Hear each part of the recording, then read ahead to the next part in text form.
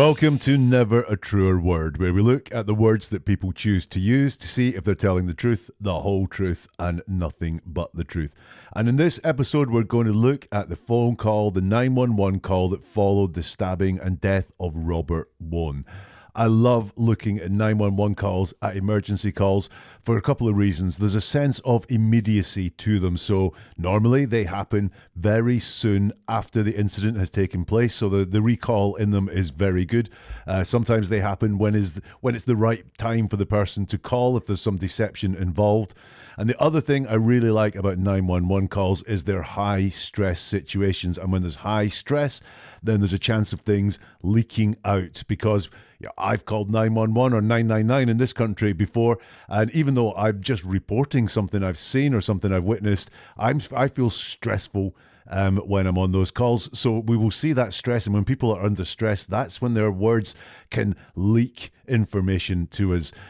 The call we're going to look at in this episode follows the death of Robert Wone. Someone suggested that this call would be something I might like to analyse, and I had to listen to it, and I thought, yes, this is fertile ground for analysis. Looked a little bit at the story and then went, no, I'm not going to do that, because I don't like looking at background. I like looking at words and statements when I know as little as possible. It helps avoid confirmation bias or going down roads where I already know what's happened. So I haven't done a lot of digging into this case. This is what I do know about this. Robert Wone died in 2006. He was stabbed inside the home of friends that he was visiting one evening. As far as I know, this is an unsolved case, or at least no one has been found guilty of the murder of Robert Wone. The other thing to know is the person making this phone call is a male. I don't know who it is, apart from what we will hear in the call and some identifying information. But the person making the call is male. But as you'll hear as we go, the operator misgenders them and calls them mom a lot. Now, why is that important? Well, they're never corrected. This person, this male, never corrects the operator who calls them ma'am. And why would that be? That's interesting in itself. Why would you not correct someone who's calling you by the wrong title? It could be that you have more important things on your mind. Your friend has been stabbed and is lying critically, severely injured inside your house. And so correcting this just seems really trivial at the moment. Potentially they misheard and they think the operator's calling them man. That's another reason. Or you could be trying to keep that operator on side. You don't want to do anything that's going to rub this operator the wrong way. It's really important to you to have a good relationship with this operator. All of those things are possible. As always, I want to do more than just look and say, this is what I think happened based on the words that are there. I want to let you get some information and get some learning as to how you can analyze words in your everyday life. So as we go through this, first thing I want to say is believe everything you hear. It's really easy when we look at something like this to go, there must be deception involved and I'm going to spot the lies. But actually, you will learn so much more if you believe everything you hear. You take it at face value. You take it as the truth. You might question why things have been stated in certain ways, certain word choices and certain phrase choices you can question. And then if you notice some contradictions, you can question those too. But believe everything you hear in the first place. And watch for pronoun use. Words like I, we, our, us. It's going to reveal quite a lot in this call, I think. This analysis has taken about 10 hours to put together in total. It'll take you about 10 microseconds to press the like button, and that means that the mission to get this to as many people as possible will be helped by you pressing the like button. So if you could do that, that would be most grateful for that as well. If you want to share it with someone you think who would be interested, please share it as well. Comments, I'm always really happy to hear. So if you can comment on this platform, or if you want to get in touch on social media, then please do that. And if you've got any more suggestions of 911 calls or any words or statements that you'd like to see analysed on this channel, then please do so there as well. If we get enough comments on this episode, then we may do a follow-up one where we deal with some of the comments. If you've got any observations or questions on what you hear as we go along, that would be great. And the subscribe or follow button is a way of making sure that you get more episodes like this delivered directly to your advice. So let's listen to this 911 call then. This is part one. DC Emergency 911 Operator 6752. Do you need police, fire, or ambulance? Immediately. We need an ambulance. What's wrong, ma'am? We had someone that was in our house, evidently, and they stabbed somebody. Okay, somebody's inside the house now? I don't know. We heard. Are they bleeding? You see someone bleeding? Someone is bleeding in our house. Okay, where's they bleeding from? I think in the stomach. In the stomach? Is he cautious? Uh, Calm down for me. I'm going to send some help, okay? Female or male? It's a male. He's a friend of ours. He was spending the night with us. So part one there starts with the operator taking the call, says emergency 911, operator 6752. Do you need police, fire or ambulance? Then there's something unclear and we need an ambulance. What's wrong, ma'am? There was this, we had someone, and then there's something again unclear. Maybe the word us is in there, in our house evidently, and they stabbed somebody. Now, this is 2006 recording, and phone lines weren't as advanced as they are now, so there's some unclear parts to this phone call. And the very first thing he says, when he's asked, do you need fire, police or ambulance, he says something, and I can't make out what it is. If you've got super hearing or some insight into what it was that he said, then do put it in the comments or get in touch on social media and let me know, because that very first thing that he says is important. It's the most important thing in his head for him to say at that point. To the question, do you need fire, police or ambulance? That's his priority. It's the big thing in his head, and I can't make it out, sadly. But once we get that, we hear, we need an ambulance. So that, again, if the unclear part is the big priority, then the second priority, quite rightly, if someone has been stabbed in your house, is we need an ambulance. But you'll notice that he thinks that someone has been in their house, an intruder has stabbed someone in their house, and he's only asking for an ambulance. Why not the police as well? He's asked, do you need fire, police or ambulance? And he only asks for an ambulance. So why not the police as well? Now, before you go, yeah, there's a gotcha moment. That is not how this works. We've got 7 minutes of a 911 call. We're going to go through it and we're going to collect observations and opinions as we go through it. So this is not, they didn't ask for the police. They are trying to hide something. They're trying to cover something up. That's not how this works. It's just a data point at this point that his priority was getting an ambulance and not getting the police there. I said looking for pronouns. We need an ambulance is what he says to the call. And we had someone in our house. So we need an ambulance, not the victim needs an ambulance. You know, it's we. So I'm not sure who the we is. Maybe it's him and the victim. But actually, we had somebody in our house. So this is him and his partner who have the house, I believe, is the we. But really interesting there. It's we need an ambulance. It's not I need an ambulance. Do you need fire, police or ambulance? We need an ambulance. So I think there's a feeling here starting to come in for me that him and his partner or him and other people in the house are his priority in getting the help here. Again, this is not, wow, they must be guilty. They need the ambulance. But why is he not asking for the ambulance for the victim? As well, this victim, Robert, was a friend of theirs. They stabbed somebody. Somebody is quite a distant, and it's almost like you don't know who that person is. That's how we had someone in the house. They're trying to say they don't know who that is. Just someone was in the house, and they stabbed somebody.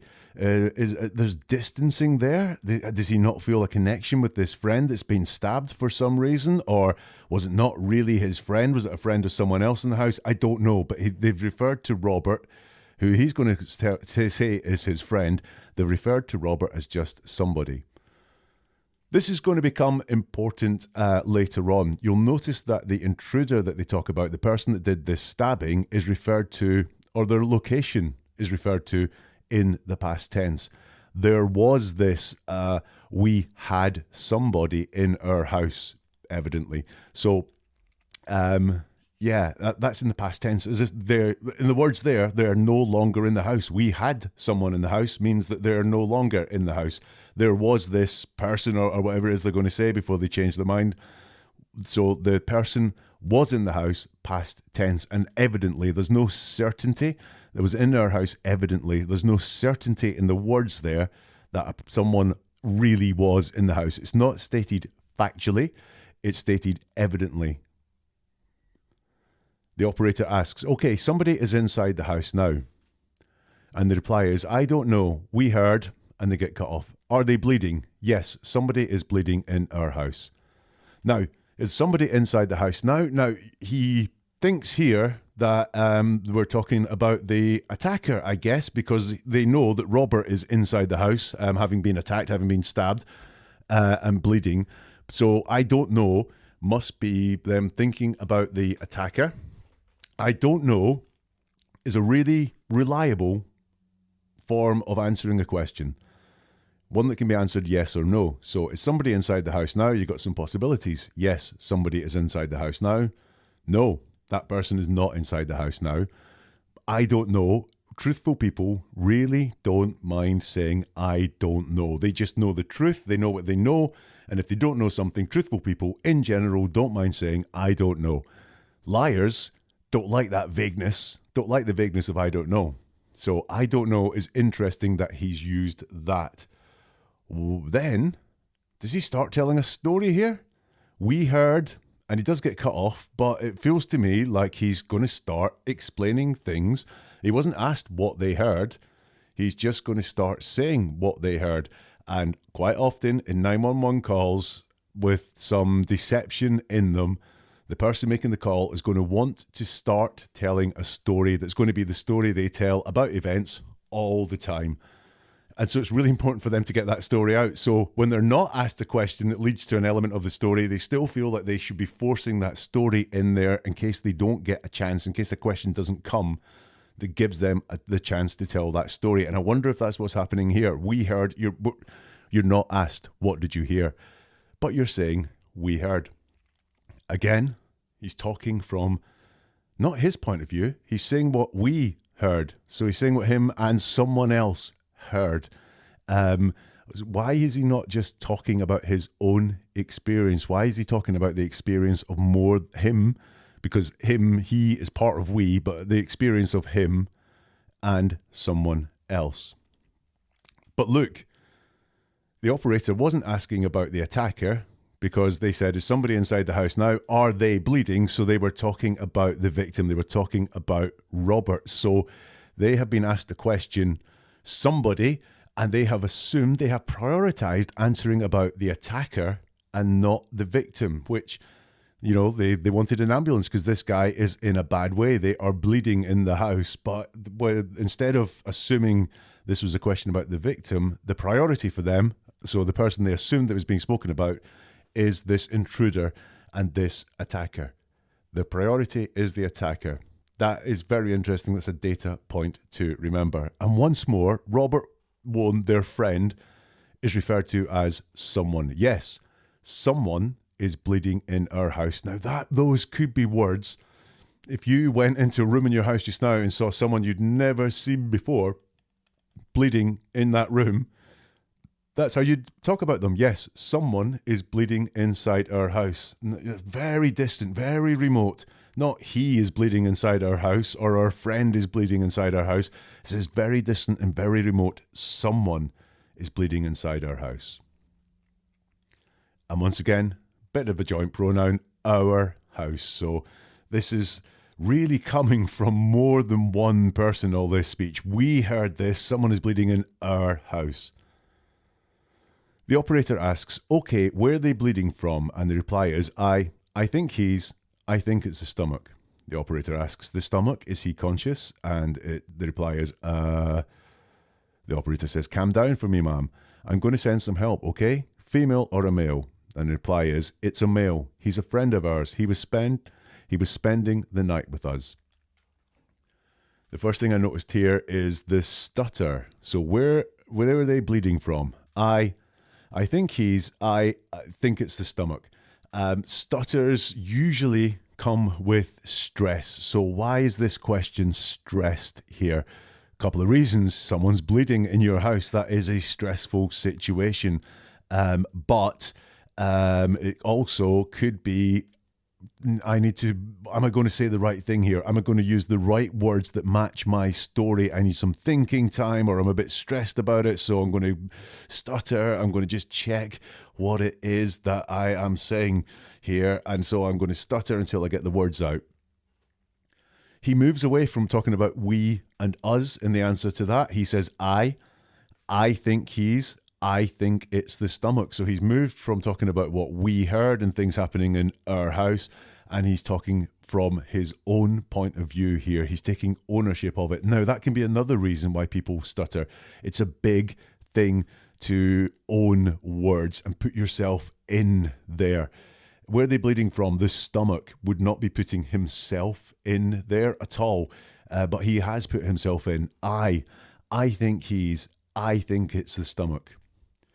Notice that he says he thinks. I think that it's the stomach. So he's not definite about it. This is only what he thinks, where the bleeding is coming from. I think it's the stomach. And I noticed this very, very certain that a stabbing has happened. And you'll see this all the way through the call, that very certain he was stabbed is what he will say all the way through the call.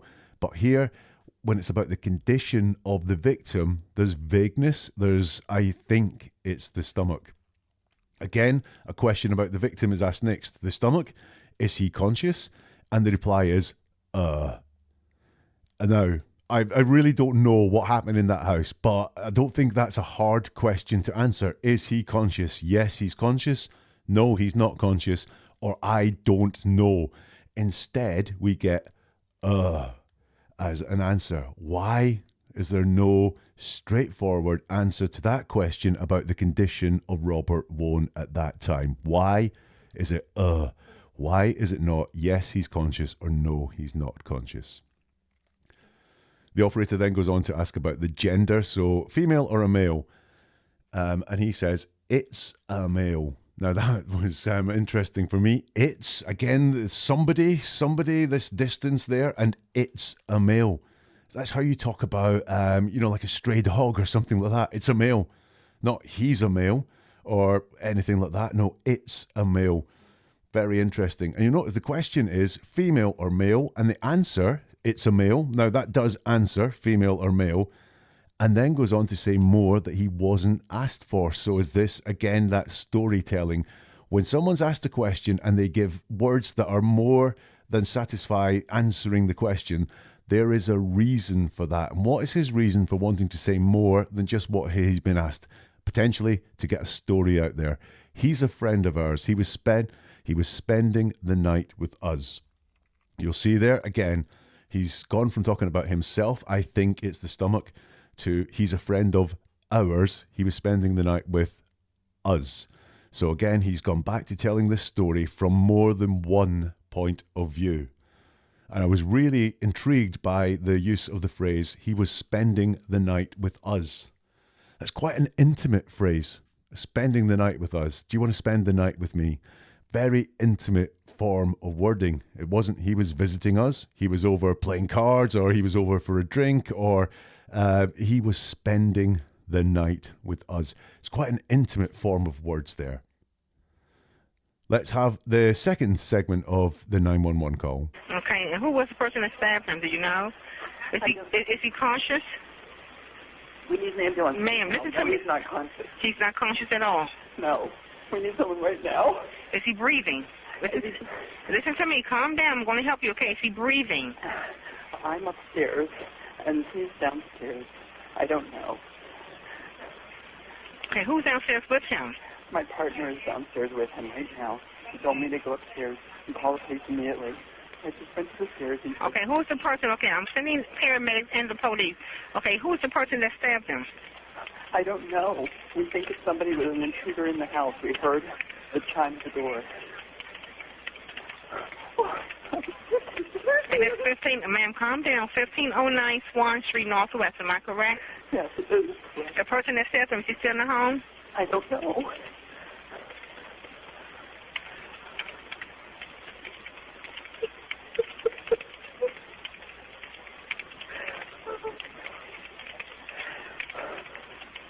Okay, we got help en route, okay? Pardon me? We have help en route. Thank you. They're here. So that segment starts off with the operator saying, okay, and who was the person who stabbed him? Do you know? No answer comes immediately. The operator asks, is he unconscious? And the caller says, we need an ambulance. The operator says, ma'am, listen to me. And the caller says he's not conscious. The operator asks, he's not conscious at all? And the caller says, no, we need someone right now. So questions and no answers come. Who was the person who stabbed him? Do you know? No answer comes. Is he conscious? And the reply is, we need an ambulance. So that's the second time that this guy's been asked the question, is he conscious? And he does not answer the question. He doesn't provide an answer to the question, is he conscious? The operator's asking this, and it's fairly obvious. This is an important question to ask when you've got a stab victim inside your house and there is an ambulance, paramedics on the way. But no answer comes. Instead, we need an ambulance is what is said. And once more, it's we that need the ambulance, not the victim that needs the ambulance. It's we, which I believe is him talking about him and his partner, although it could be him and Robert, but I believe it's potentially him and his partner. And we need an ambulance is what he said. So there is a need for the ambulance. There is a sort of need, maybe not an urgency, but a requirement for an ambulance. But it's we that need it, not the victim. The operator then says, ma'am, listen to me, because the operator wants the answer to the question, is he conscious? And this caller says he's not conscious. So twice he has been asked, is Robert conscious? And he has not answered the question. The first time, if you remember, it was the A second time, is he conscious? We need an ambulance. Finally, he's able to state he's not conscious. Once more, he's asked, he's not conscious at all? No, we need someone right now. So we've got that we need again. It's not the victim needs, it's not that, it's we need.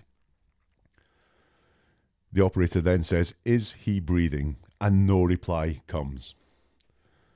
The operator continues, listen to me, calm down, I'm going to help you, okay? Is he breathing? And the reply is, I'm upstairs and he's downstairs, I don't know. Okay, who's downstairs with him? Asks the operator. My partner is downstairs with him right now. He told me to go upstairs and call the police immediately. And then there's something unclear again in the call. May include the word upstairs, but we've got enough there to work with. Once more, a question is asked about the status of Robert. Is he breathing? And there is no answer. So he is not answering quickly questions about the condition of Robert, the stab victim in this call. Why is that? Why is he not answering these questions? He's asked again, is he breathing? And he says, I'm upstairs, he's downstairs, I don't know. So first of all, I'm upstairs, he's downstairs, he's starting to talk on his own. So I'm upstairs and he's downstairs, he's starting to talk Robert, not as is somebody or it's, but he's there using the pronoun he's, which is a bit more closer than some of the ones we've seen so far. He says, I don't know. Again, I've discussed, I don't know is a reliable, if you hear I don't know, you can very often trust that as a reliable indicator that someone doesn't know. People who are being deceptive don't like to say I don't know. People who are being truthful have no problem saying I don't know. And he's given a reason here as to why I don't know. It's I'm upstairs and he's downstairs. As we go through this call, the position in the house gets mentioned a lot by this caller, but not the position as in I'm in the bedroom and they're in the living room, or I'm in the kitchen and they're in the den, or anything like that. It's always which floor of the house that the events are on and where people are. Never actually rooms mentioned. I don't know why that is. If you've got any ideas, then please do leave a comment. But it is, I don't think a room is actually mentioned in this house. Once, just the floors on the house. And I'd really like to know why that is and why the rooms themselves are not mentioned. He says, my partner is downstairs with him right now. He told me to go upstairs and call the police immediately. Now, told me and immediately, is there some control there by the partner, or is this person who's making the call quite subservient, but they're certainly doing what they're told at the speed that they have been told to do that? Now, here's one for you. He told me to go upstairs and call the police immediately, not call for an ambulance immediately. Now, we've seen a lot in this call. It was the first thing that was done. We need an ambulance. and we need an ambulance has been repeated. We need help. We need someone quickly has been repeated a lot. But actually, in the words there, the partner said, go upstairs and call the police. Now, that could be a misspeak. It really could be a misspeak. It could have been, we need police and an ambulance, and this has just been said out loud as call the police. But very interestingly, I said, if you had an intruder in your house, why would you not call for the police as well as the ambulance? And the partner has said, call the police, but that turned into calling an ambulance. He does say that he wants him to call the police immediately. So why did he have to go upstairs and call the police? That is not immediate. That doesn't make it as fast as possible. There's a real urgent need for help here. Call 911 now. No, go upstairs and call. Why being told to go upstairs? Again, we've got this position of which floor of the house things happened on, happening here again. And this person had to go upstairs, but call the police immediately. Very interesting, that one. Now, he's asked, who's downstairs with him? And my partner is downstairs with him right now, is the reply. So he's introduced the concept of being with him right now. Who's downstairs with him? My partner's downstairs with him. Would have been a perfectly fine and acceptable answer, but he's added the words right now. Why is that? Has someone else been with Robert previously? But right now, my partner's with him. Has the partner not always been with Robert? We don't know, but I'm interested as to why he's describing his partner as being with him right now. Potentially because someone else has been with Robert, I believe. The operator says, okay, I'm sending the paramedics and the police. Okay, who's the person who stabbed him? The reply is, I don't know. We think it's somebody with an intruder in the house. We heard the chime of the door, and then there's some crying. The operator says, ma'am, calm down. 1509 Swan Street Northwest, am I correct? And the reply is, yes. And then there's something unclear, which sounds like more confirmation that that is the right address. The operator says, okay, who's the person who stabbed him? And the reply is, I don't know. So we have once again this fairly reliable use of I don't know. Who's the person who stabbed him? I don't know. But once again, we have more to the answer to the question. The operator says, who's the person who stabbed him? They answer that question with I don't know.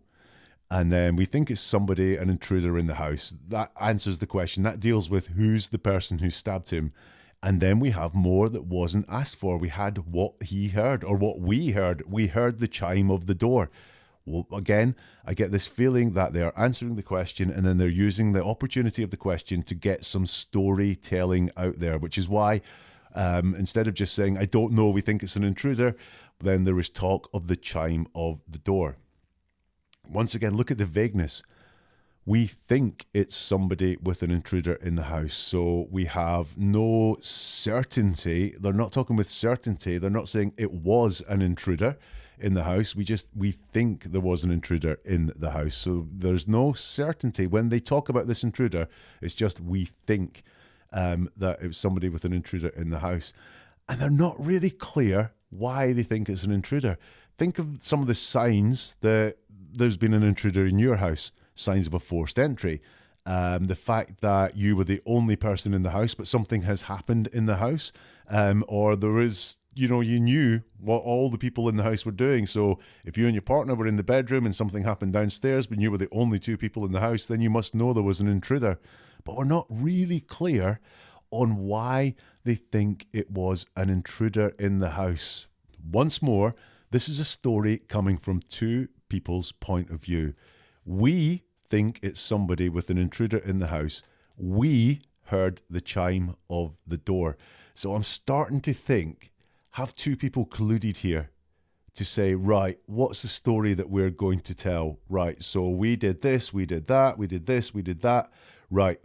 And so when this story is told on the phone, it always comes from the point of view of we, because was there some collusion in the storytelling? Because he could have answered, I don't know. I think there was an intruder in the house. I heard the chime of the door. But this is a two-person story that he keeps telling. I want you to remember that he chose to say there, we heard the chime of the door. Yeah, we heard the chime. Later in the call, they're going to say that the chime was accompanied by a scream of Robert being stabbed. If you'd heard those two things, the door chime and the scream of one of your friends being stabbed, which one would be most memorable to you of those two? The one you hear every day, or the one that was outright unusual, scary, shocking, petrifying? So why is it only here that he mentions the chime of the door when he's talking about what they heard and not the scream? That's really strange and odd to me, which is why I think we're telling stories here. The scream happened, that's matter of fact. The chime of the door, did that happen? I'm not so sure that actually happened, and that's why that is the most important thing to be said. The scream's taken for granted. The scream's a matter of fact, it's a matter of record, but I need to get the chime of the door on record as well, as that's what is happening here. The operator says, the person that stabbed him, is he still in the home? And the answer is, I don't know. And then there's some crying. The operator says, we've got help en route, okay? And the caller says, pardon me, we have help en route. And then he says, thank you. And then they're here. So once more, the person that stabbed him, is he still in the home? I don't know. Now, you remember when this call opened up, the intruder was in the past tense. We had. So they had left, the intruder at the start of the call had left the home, but now they are inside the home, or at least they could be inside the home. He says, I don't know. Now, I don't know is really reliable, but it contradicts what we heard before because the intruder was in the past tense. He's not telling a double story here. The person that stabbed him, is he still in the home? It's not, we don't know. We've seen so many we's. We heard. It's, I don't know. Interesting. Another interesting point from me is that it's the operator that genders the intruder. The person that stabbed him, is he still in the home? So the operator has assumed it's a male that has done the stabbing. And I noticed throughout this call, the operator is the only person that puts male gender on the attacker. The caller actually does not deal with the gender of the attacker at all. They always call them someone or calls them they. We've seen a lot of we need help. The crying that takes place doesn't really help get that help to them urgently, does it? It's not really helping get the most important information to get the help that it is that they need. Why is that crying happening? I don't know, but it's interesting. For all the urgency that appears to be in some of the language, the crying doesn't really help that. Let's continue with the call. They are en route to you now. I'm sending the police and the paramedics, okay, to assist. Okay, what I need you to do is go downstairs, okay? The place wherever he was stabbed at, I need you to get a dry cloth, okay? And just apply pressure to that area. Wherever he was stabbed at on his body, I need you to take a towel downstairs while you're waiting for the paramedics to arrive and just apply pressure. Even if the rag or towel is saturated with blood, just get another towel and put it on top, but never lift the first towel off the area. Hold it on. Once it gets filled up with blood, just put another towel on top of that and just apply pressure until the paramedics arrive. Yes. On the leg. Yeah. The stab in the heart. In the heart? Yes. In the center of his chest. Okay. Is he breathing? Is he breathing? We have help en route now, okay?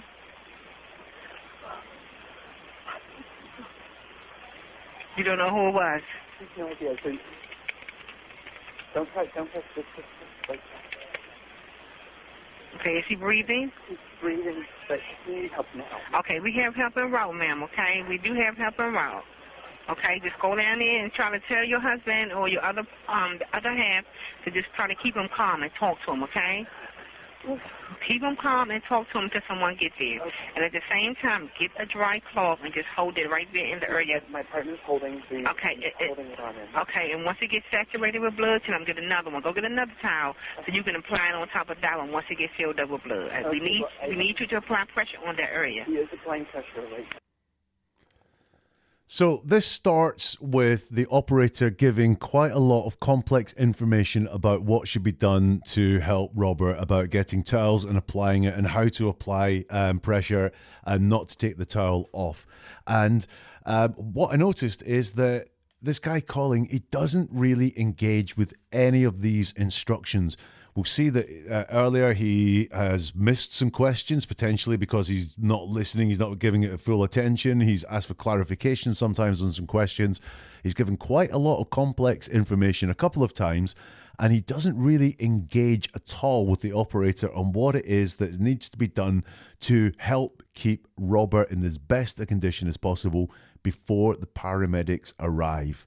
I'm interested. Why doesn't he engage that much, even just to say, I understand we're doing that? Once the really complex information has been delivered by the operator, then the operator says, once it gets filled up with blood, just put another towel on top of that and just apply pressure until the paramedics arrive. There's something unclear from the caller, and then he says he was stabbed.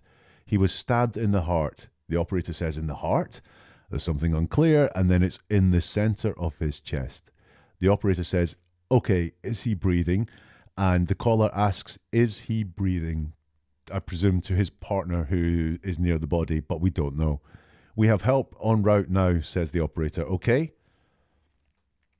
So we've gone from, remember, stabbed in the stomach to saying he was stabbed in the heart, in the center of the chest. Now, I don't know, maybe this guy is a medic and knows exactly where the heart is and where someone would have to be stabbed in the heart. But how does he know he was stabbed in the heart? And then he's very definite, stabbed in the center of the chest. Why the change from I think he was stabbed in the stomach? He doesn't say, we don't know, but there's a discrepancy there. Earlier on, I think he was stabbed in the stomach, and now with some definiteness, he was stabbed in the heart, in the center of the chest. And not just definite about where the stabbing took place. Once again, he was stabbed. He was stabbed. So very definite that a stabbing has taken place here. Not so definite on the condition of Robert in the current time. Not so definite on we think there's been an intruder. Evidently there was an intruder, but very definite that Robert was stabbed. He still does not know whether he's breathing. So when the operator says, is he breathing? He has to ask the question, is he breathing? So we still have this lack of firm knowledge about this condition of Robert at this time. The call continues with the operator saying, you don't know who it was. Something is unclear. Then I hear, I have no idea. Don't touch, don't touch, don't touch. The operator says one more time, okay, is he breathing? And he replies, he's breathing, but we need help now. Okay, help is en route, ma'am, okay? We do have help en route. Okay, just go down there and try to tell your husband or your other half to just try to keep him calm and talk to him, okay? Keep him calm and talk to him till someone gets there. And we get, okay, back from the caller.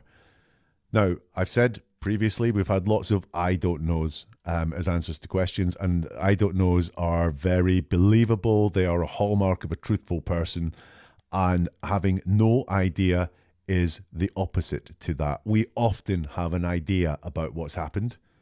We might have lots of ideas. We might have lots of ideas and no certainty, but I have no idea, or whatever it is he says here, but he definitely says have no idea is potentially deceptive. And he does have an idea. He has an idea that it was an intruder, but he's just, I have no idea who it was. And we always have an idea. The operator says, okay, is he breathing? And he says he's breathing, but we need help now. Now, that's the first time in this call that this caller has been asked a question about the condition of Robert Wone, and the answer has come straight and factual. He's breathing. That's the first time that has happened in that call. But once more, it's not Robert that needs help. It's we need help. There is some urgency. We need help now. And urgency is good in 911 calls, but we need help. Not he needs help. We need help. Why is everything about we needing help and not Robert? I'm a bit confused with some of this now because he asked the question, is he breathing? He appears to now be in the same room as Robert, the victim, but we didn't hear him move. He didn't say he'd moved. The operator's confused as well because the operator has asked him to go back downstairs. So, yeah, that's interesting. The call continues. At the same time, get a dry cloth and just hold it right there in the area. And he says, my partner's he's holding it on him.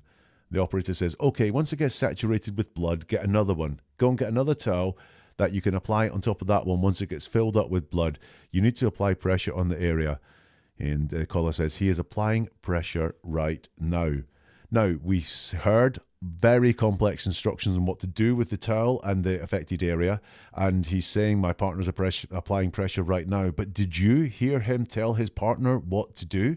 Did you hear him pass on any of this really complex information that the operator passed on? I didn't, but apparently it has been passed on because that is what the partner's doing. Again, not any one of these things is a gotcha moment that there's something more happening in here, but there's lots building up for me here. When did he tell his partner what to do with the towel? How did his partner know what to do with the towel? I didn't hear him pass on any of that information, but in the story that he's telling, in the words that he's saying, it appears that information was passed on. Let's hear some more from the call. Okay, just hold it there until the paramedics get there. They should be pulling up any moment if they're already en route to your location. You don't know who did this. We have no idea who did this. Is the door open so they can get in? We don't know how they got in. Okay, well, I'm asking you now, is the door open so the paramedics can get in once they get here? What? Sorry. What were you saying? Is the door open so they can get in? Is the door open so the paramedics can get in the home? I'm going to go down. Is this a private home or apartment? It's a home. It's a home. It's 1509 Swan Street, Northwest. The person had one of our knives. The person that stabbed him ran out the door with a knife? I think so. Okay, anybody get any type of description of the person that came in the home? We have no idea. We have no description. We heard the chime, and we heard the scream from our friends. Okay. And so we came running downstairs. We ran in. So you both was upstairs and your friend was downstairs? Yes. You heard the door open and then you heard the scream?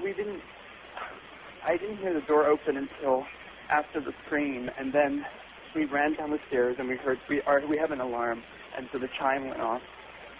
Okay. Is the ambulance, please? We really need the ambulance. Okay. So this section of the call starts with the operator saying, okay, just hold his hand till the paramedics get there. They should be pulling it up any moment. They're already en route to your location. You don't know who did this. The reply is, we have no idea who did this. The operator asks, is the door open so they can get in? The reply is, we don't know how they got in. Okay, what I'm asking you now, is the door open so the paramedics can get in once they are here? And the caller says, what? Sorry? What are you saying? We have the mention of no idea again. You don't know who did this? We have no idea who did this. You think it was an intruder, an attacker, but we have no idea who did this. Did this downplays it as well? We have no idea who stabbed our friend would be some reality to it. Did this is a bit distant. It's a bit downplaying. I will say the operator did ask, do you know, I have no idea who did this. But he does replay the phrase, did this. He's asked, you don't know who did this. And he replies, we have no idea who did this. So once more, we are getting this story from more than one person. The caller is telling a double story at least, by including we. You don't know who did this. We have no idea who did this. This is an interesting bit.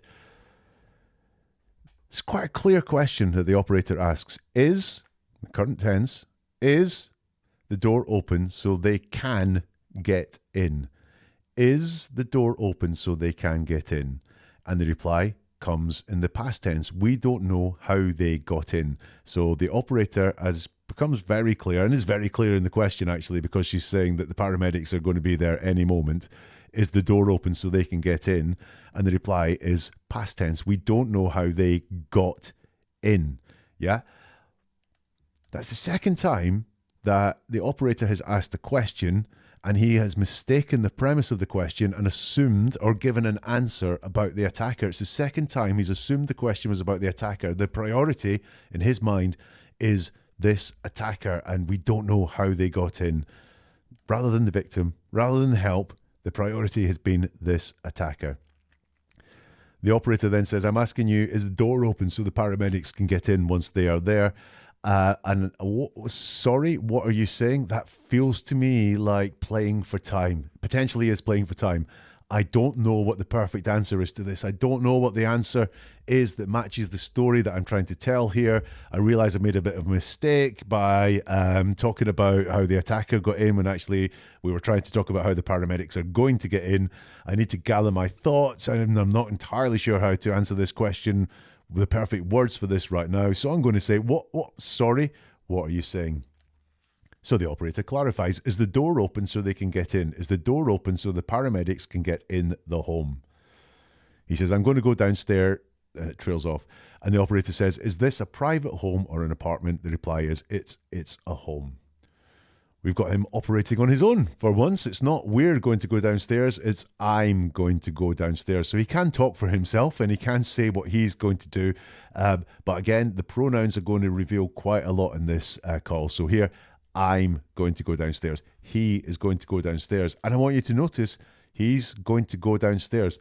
To let the paramedics in, he's going to go downstairs. He's quite open and honest about that he's going to go downstairs. This is a rare thing. The operator says, is this a private home or apartment? And he says, it's a home. It's a question. And it's a very straightforward answer. And with a lot of questions, we've either had no answers, we've had some qualified answers, we've had answers and then more that wasn't asked for in that sort of storytelling way. But this is it's a really simple factual question, right? You're not going to lie about, is this a private home or an apartment? And this is how he deals with a question that he's not going to be deceiving on and for any reason whatsoever. And there's no storytelling that comes with this whatsoever. It's very straightforward. Is this a private home or apartment? It's a home. The operator asks, it's a question. There's an inflection at the end. It's a home. 1509 Swan Street Northwest. And the caller says, the person had one of our, and then there's something unclear, knives. The person had one of our knives. And the operator says, the person that stabbed him ran out the door with a knife. And he says, I think so. So this is not answering the question. Is it a private apartment or a home? It's a home. That's answering the question. But asking a question, 1509 Swan Street Northwest, question mark. It's not, no confirmation of the address. By the way, the paramedics and police are on the way and they need that help fast. But instead of confirming the address and giving them everything they need to get that help, they tell a story. The person had one of our knives. That does not answer the question that was asked. That is telling a story. Why is it important, instead of confirming the address, to say the person had one of our knives? Once again, there's jointness here. Our knives.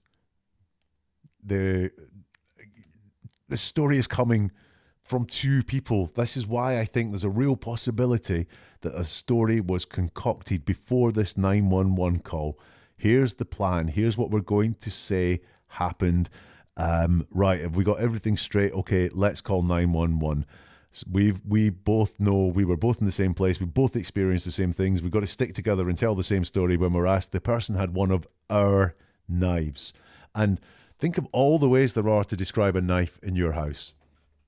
So it's a kitchen knife, or it's a sharp knife, or a big knife, or a small knife, but they have ownership of that knife. Why is it important to say it was one of their knives? The person's been stabbed, so we know they have a knife. This is not new information that they have a knife. The new information is one of our knives. And when did they take time to find this out? Because the police were called immediately, as far as we know. But somehow this has been discovered that one of their knives has been taken. Was there the urgency to make this 911 call that it appears to be? Or was there a pause and time taken to find out that one of these knives was missing? Interesting. Once again, this attacker is in the past tense. The person had one of our knives, not has one of our knives or used one of our knives, had one of our knives. So past tense, the person had one of our knives. The operator clarifies, the person that stabbed him ran out the door with the knife. We have this stutter on I, again, which I've spoken about. putting yourself in there, committing yourself to what you're saying very personally, I, can be stressful, and you want to think about it. And people who are being a bit deceptive or being totally deceptive can stutter when they say I, and we get that stutter here. I think so. And once again, when we're talking about the attacker, when we're talking about what happened, it's think so. There's no certainty there. Certainty that the stabbing has happened, but there's no certainty about what happened there. There's not necessarily guilty knowledge, just no certainty what happened. But I want you to notice that in their mind and in their words, the person that stabbed him ran out the door, is what's asked. Ran out the door, so is no longer in the house. Because remember, we've seen this person being referred to as being an intruder in the past and was in the house. Ran out the door, so they are gone out the house. And he says, I think so. So he thinks, which, you know, when you think something, is that your best guess? Is that your feeling? Whatever it is, it's kind of like where you think things are at. He thinks this person is out the house. At times he said he doesn't know if the person is in the house or not, but he thinks right now this person is out the house. The operator asks, okay, anybody, any type of description of the person that came in the home? I've no idea. We have no description. We heard the chime, and then we heard the scream from our friend. Okay, says the operator. And so we came running down the stair. We came running downstairs. We ran in. So you both was upstairs and your friend was downstairs? Yes. Again, ask the question, do you have any type of description? No idea is the answer. No idea is just not as good for me as I don't know. Once again, we're getting this story from two people. I have no idea, but then we have no description. We heard the chime, we heard the scream. So there's all this story coming from two people once more. This person seems almost incapable of talking from themselves, only from their own point of view, even though they're being asked about their own point of view. Remember the scream that I mentioned? Well, this is where the scream is introduced. We heard the chime, and then we heard the scream. Okay, now, we heard the chime, and then we heard the scream. The chime came before the scream, which is the chime, I think, of a door opening when it's got an alarm system on it. We heard the chime, and then we heard the scream. So the chime first, the scream second. More joint action here. We came running downstairs. We ran in. So this is a story once more from two people. Came running downstairs. I told you, they keep mentioning the position in the house vis-a-vis the floors that they are on. Not the rooms that they are in, but the floors that they are on. We were upstairs. We had to go downstairs when we heard this scream. And so is something that's interesting. There's a lot of work done on and so storytelling. That's when someone is telling a fictitious story. And this happened, so this happened. And they're not telling you events, they're telling you reasons for events. So we heard the scream and we ran downstairs. No, we heard the scream and so we came running downstairs. It's an indication of storytelling. It's not just, they don't just relay action and events, but they're giving reasons for actions, events leading to reasons. In all of this, there's something missing, which is not necessarily that it's been deceptively hidden, but I'm interested. He doesn't say where they were, what they were doing when they heard this chime and the scream. You know, it's not we were asleep in bed or we were watching TV upstairs or anything like that, and we heard the chime and we heard the screams, we came running downstairs. He just doesn't say where they were and what they were doing when the stabbing happened. The operator says, you heard the door open and then you heard a scream. And he says, we didn't. I didn't hear the door open until after the scream. And then we ran down the stairs and we heard, or we have an alarm, and so the chime went off. Okay, says the operator. Is the ambulance, please? We really need the ambulance here. So we had previously the chime and then the scream, but here we have, I didn't hear the door open until after the scream. So the order has changed around here. And he was very clear. We heard the chime and then we heard the scream. And then it changes again. We ran down the stairs and we heard we have an alarm. The chime went off. We ran down the stairs and we heard the chime went off. So that is the third version of events that are told. Yeah? The third different ordering of when things happen. That's quite hard to screw up quite as much. And we have and so again. And so the chime went off. I'm interested here. He starts talking from the point of view that we've expected here. We didn't. And then he says, I didn't hear the door open. So he goes to say we didn't something. And he changes it. For once, he doesn't want to talk from the point of view of two people. He wants to change it to just his own point of view. We didn't. I didn't hear the door open until after the scream. Interesting. And then he said three different points, three different versions of events there.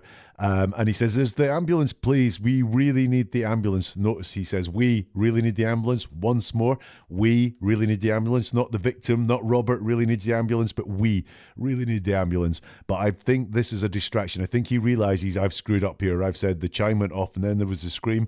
Then I've said that we heard the scream, then the chime, and then we ran downstairs. Then I said we heard the scream, so we ran downstairs, and then we heard the chime. He's given three different versions of events. I think he realises I've screwed up a bit here. I'm going to put pressure on getting the ambulance faster, which is why he says, is the ambulance, please? We really need the ambulance here. Let's get some more from the call. Okay, they in route now, ma'am. Go to the door. They should be pulling up any moment, okay? I'm afraid to go downstairs. Okay, the person who's downstairs was the person that was assaulted. No, we're on the second floor. Okay, so somebody need to go downstairs and open the door for the paramedics. You're not sure if that person's still in the home or I not. have no idea. Okay, we have paramedics en route, okay? What time is it? What time is it at the moment? Yes. 23:54. It's 11:54, ma'am. 54. Yes.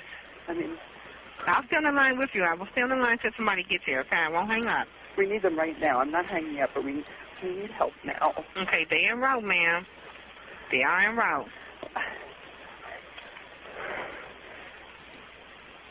Let me know when you hear the paramedics. Can you look out the window and see if you hear them coming? I'm looking out the window, and I see nothing. I see nobody. Okay, it seems like forever, but they are en route, ma'am. They're coming. Here they are. Here they are. They're there?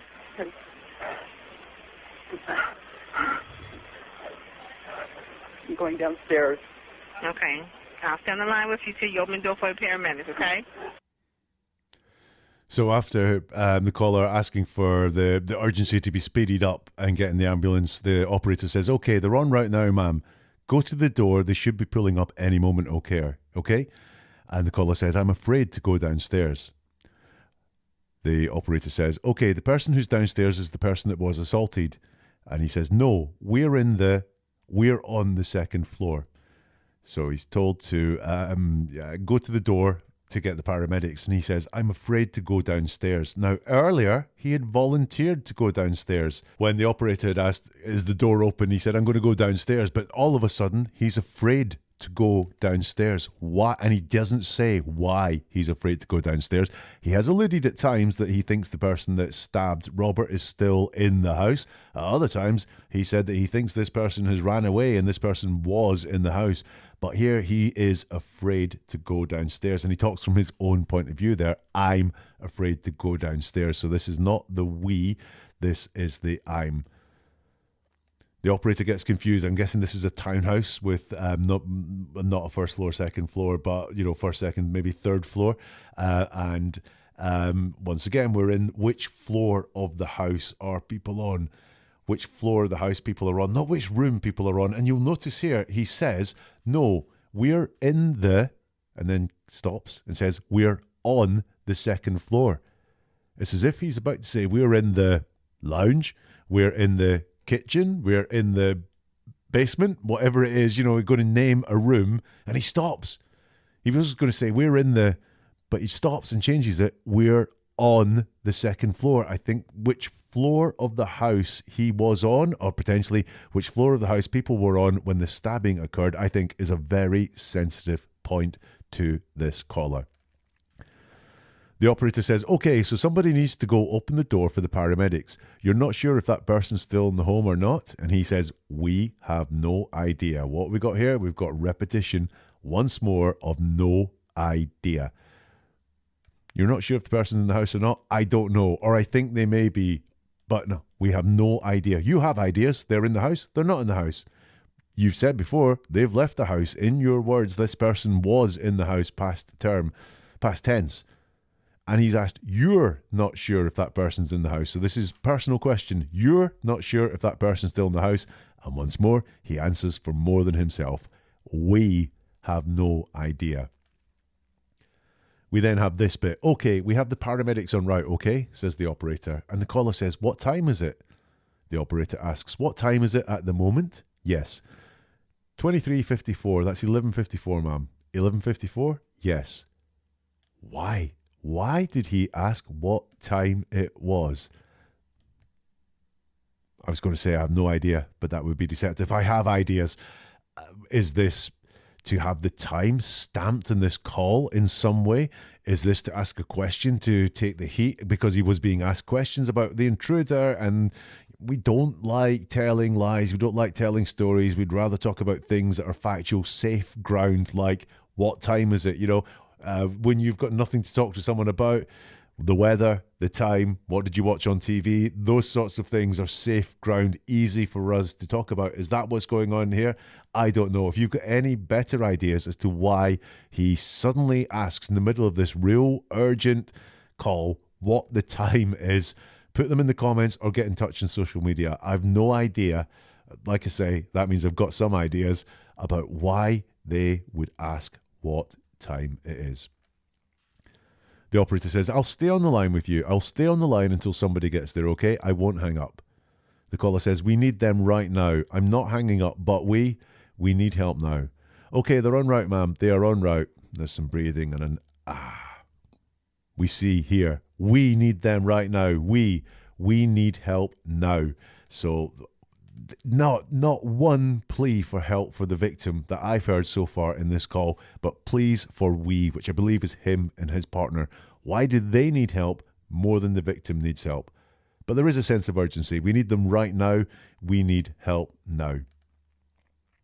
The operator says, let me know when you hear the paramedics. Can you look out of the window and see if you hear them coming? And he says, I'm looking out of the window and I see nothing. I see nobody. The operator says, okay, seems like forever, but they are en route, ma'am. They're coming. He says, thank you. Here they are. Here they are. Finally, again, he's talking for himself. I'm looking out of the window. I see nothing. I see nobody. And I highlight that just to say he can talk for himself. When he's doing something by himself, and I'm presuming the partner is still applying pressure, so the caller can go and look out the window, he can talk for himself. He can say, I'm looking out the window and I see nothing. So why, when he's asked questions about himself, personal questions, does he answer on behalf of we? The operator says, they're there, and there's some breathing, and then he says, I'm going downstairs. And the operator says, okay, I'll stay on the line with you until you open the door for the paramedics, okay? I'm going downstairs. The fright, the afraid, the scaredness of going downstairs has gone, apparently, because I'm going downstairs. Here's the last part of the call, and this is part of the 911 call, but I think in this, he is talking to the paramedics who have arrived at the door.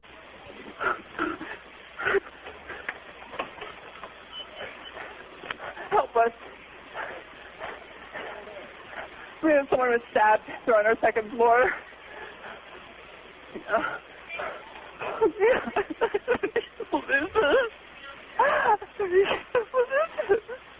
Ma'am? No, it's really an emergency. I mean, he maybe... Please hurry.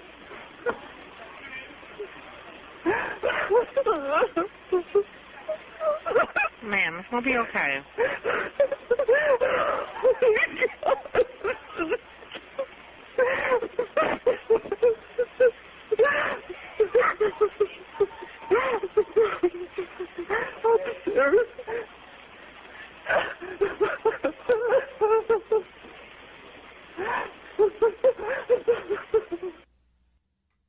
So the paramedics arrive and he says, help us. We have someone that's stabbed. They're on our second floor. And he starts crying.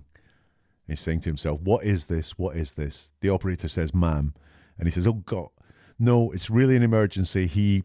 There's something unclear in the call. Please hurry. And he starts crying. Do you see it there again? We have someone that's stabbed. No idea of the closeness at all. Our friend is stabbed. He's lying upstairs. Just we have someone that's stabbed. I found that a really interesting way to talk about a friend of yours that is in a critical condition inside your house. There's definitely a move of mode here. He starts crying and he starts talking to himself, which he hasn't done through this at all. He's then going, what is this? What is this? Oh God. And a lot of crying comes out, but only when the paramedics arrive. Something has changed. I get the paramedics have arrived, that has changed, but something has changed in this mode because the crying, there was some crying earlier on in the call, but this is uncontrollable sobbing. This is almost feeling sorry for himself. And what is this? What is this? And oh God, is talking into himself. This is really an emergency. You called 911 and said someone was stabbed and you didn't think it was really an emergency. The operator says, ma'am, we'll be okay. And there's lots of crying. And then I think he says up the stairs, but it could be I'm scared. I couldn't 100% make it out. And then there is more crying. And that is the end of the call. So I said we were going to take data points all the way through the call and then observe and look at what that means at the end. And I see a lot of red flags in this call, a lot of things that aren't as they should be in a truthful, genuine, straightforward 911 call. Early storytelling, almost from the get-go, he's really keen to get across things that we heard, things that we experienced that are not asked for in the questions. He wants to talk about the condition of the person, but he also wants to get a story there. The use of we in describing events and experiences makes me feel that this is a pre-planned, concocted story. The discrepancies, the intruder sometimes is in the past tense and then maybe in the house. The three different versions of what they heard, those discrepancies like that really worry me about this. There is a lack of care for the victim. There's someone, it's a male, and it's we need help, not the victim needs help. There is a real lack of care for the victim expressed in the words there. Plenty of past tense for the intruder, so the intruder is gone.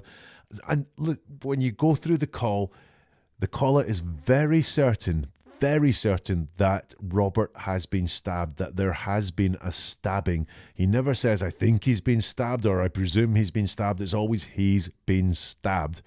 Less certainty on the condition of the victim. Is he breathing? Is he conscious? I don't know. That is very, very interesting to me and a red flag. Some other notes I have. I don't have any true sense of why there was why they think there was an intruder in the house. You know, if there were 20 people inside the house and someone was stabbed, you wouldn't think it was an intruder that did it. And there's just no sense. I'm not saying there was 20 people, by the way. I'm just saying there's no sense of why they think it's an intruder, why they ruled out any other possibility other than an intruder. The placement of where they are in the house in terms of floors, not rooms, in terms of floors in the house, seems really important to him. It seems like a big priority to him, which floor things happened on. Missing any sense of what the caller and his partner were doing at the time of the stabbing. I find that very interesting. Also, missing any desire to have the intruder captured or identified. That was interesting as well. And no sense that if the intruder is in the house, there was certainly no sense from him that we needed the police, and no worry about the paramedics coming in and finding the intruder in the house as well. So what have I got as a conclusion? Look, I don't think this caller stabbed the victim. But I think they know what happened or has been told what happened. But I didn't get the feeling they were being defensive or covering up for themselves. I got the feeling that they were in jointness with someone there. But I think he probably was in the house at the time. I think a cover story has been concocted, and that is what is being told in this 911 call. I also think that he knows the condition of the victim was graver than he describes on the call. I don't think the 911 call was made as soon as they were aware of the stabbing. I think there was some time between the stabbing and the 911 call being made. And I think there was something intimate happening that night that is being hidden inside this call. So did you spot? Believe what you hear, accept it as the truth, but question it. That means that you believe that the attacker was in the past tense, for example, and then all of a sudden when the attacker could be in the house, you're going, well, wait a minute, I believe the attacker was outside the house earlier. When you're studying words, believe what you hear, accept it as the truth, and you'll create a picture in your mind, and that will make analysis of words so much richer for you. But question it. Do question it. Accept it as the truth, but question it. And as I hope you've seen through that, pronouns reveal so much. The like button will help share this to many more people and help them get the knowledge that you have now that you have been through all of this. I'd love your comments, your questions, your observations on what you have heard. So please get involved in that. Maybe we will do a follow-up episode if we get enough questions or comments. Share this with anyone that you think would be interested in this. I'd be so grateful if you could do that. And also, if you want to subscribe or follow, you will get more content like this delivered whenever there's a new episode that will come to your device. And if you want to dive deeper, neveratruerword.com, where you will find more podcasts, more videos. Sign up for the newsletter as well. You can find out how to get in touch on social media. And if you want to go even deeper, there's a couple of books you can buy that look at how to analyze and investigate the words and statements that people use. And we'll see you for another episode soon from Never a Truer Word.